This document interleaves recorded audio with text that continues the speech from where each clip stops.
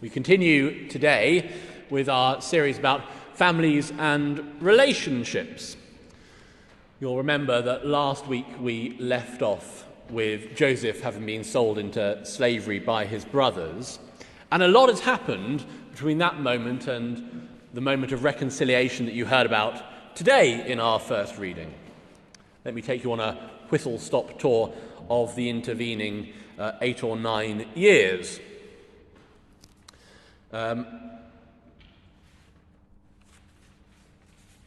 Joseph's brothers betray him. They sell him to travelling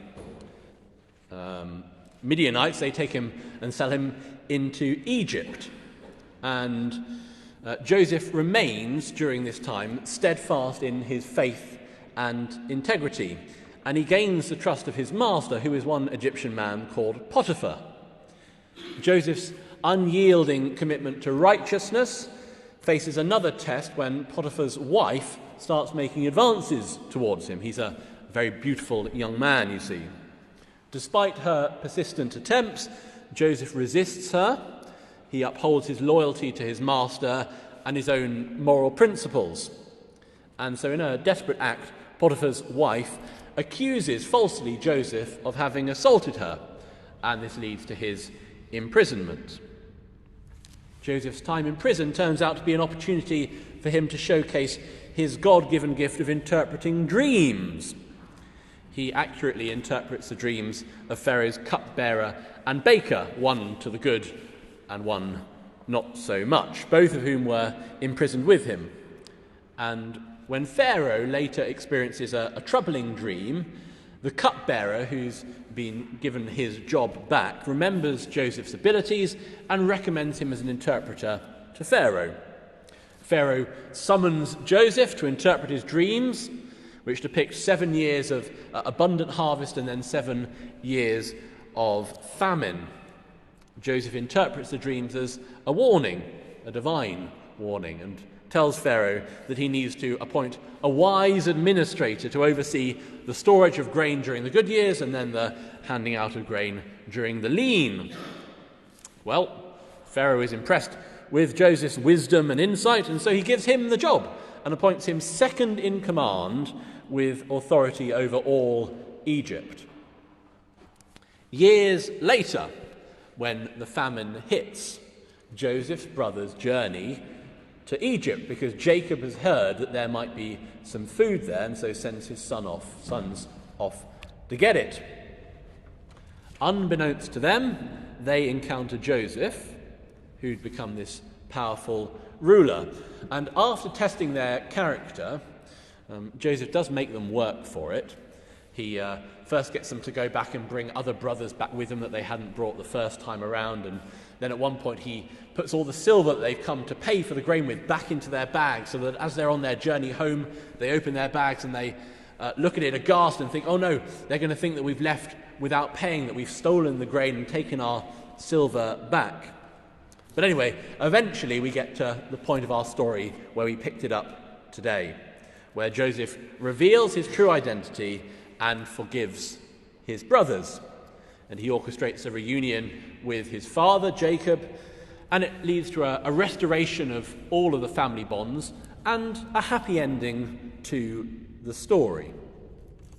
There are 2 storylines for us to be mindful of here. The most obvious one, the surface one, is about Joseph and his brothers, just as it was last week. You know, they were the characters that appeared in the story, on stage, if you like.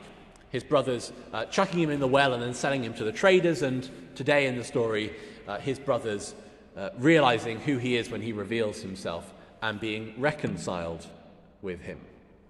And at the surface level, this is a story about family and forgiveness and about mercy. That's an important theme in the text.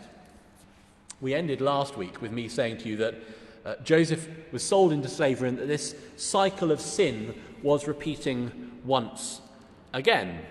The cycle that had been handed down to the brothers from their father, and to him from his father, and to them from their father. But Joseph, in these intervening years, proves himself to be a better man than Jacob and Isaac and Abraham.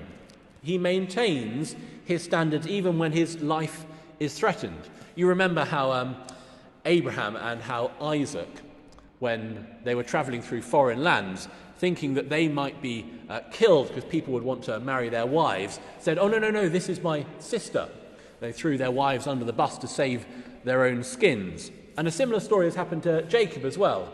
When Jacob is living in a foreign land, he has, in addition to his 12 sons, one daughter named Dinah, and she's assaulted in one of these foreign cities, and he doesn't seek any justice for her because he fears what might happen if he did. But Joseph does not seek to save his own skin in the same way. He maintains his standards even when his life is threatened, and he endures unjust punishment, and he forgives his family. Eventually, after making them work for it a bit, he's still his father's son. He still likes tricking them for a little while. Eventually, we hear, as we did today, that he reveals everything and forgives. And it's this love and this mercy that he demonstrates that breaks that cycle where violence begets more violence, where unkindness is met with more unkindness, where we are made to hurt as much as we've been hurt, and more on top of that. Retribution, you'll know, has a way of escalating. And in fact, even more than that, we do things, don't we? Like we get preemptive strikes in. If I hit them first before they've even hit me, just because I think they might, I can get my violence done before they get to do theirs. And of course, this solution of violence upon violence upon violence does not bring an end to it. Sure, if we are in conflict with another person, we might get to the stage where we murder them.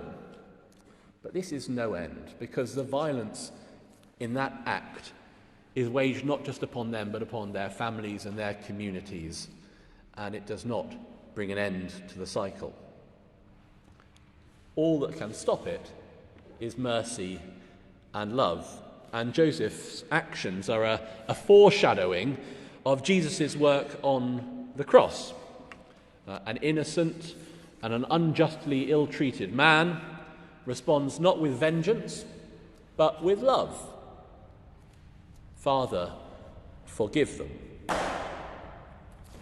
The second element in this story is the role played by Jacob. Now, he's been off stage for both of the stories that we've heard. In the story last week, he's not there when the brothers sell Joseph, and he just gets the report when they come back home that Joseph has been mauled by wild animals. And he's not there today at the reunion of the brothers with Joseph. He is an old man now with a bunch of regrets. We went through a long list of them last week, but never one to leave off the opportunity of putting the boot in. I'll go through them once again for you. Jacob was a liar. He stole the birthright of his brother. He sowed strife in his own family by showing favoritism among his wives and his sons. And you can add to that failing to protect or seek justice for his daughter, and now failing to provide for his family in the midst of this famine. What is Jacob's role in this story?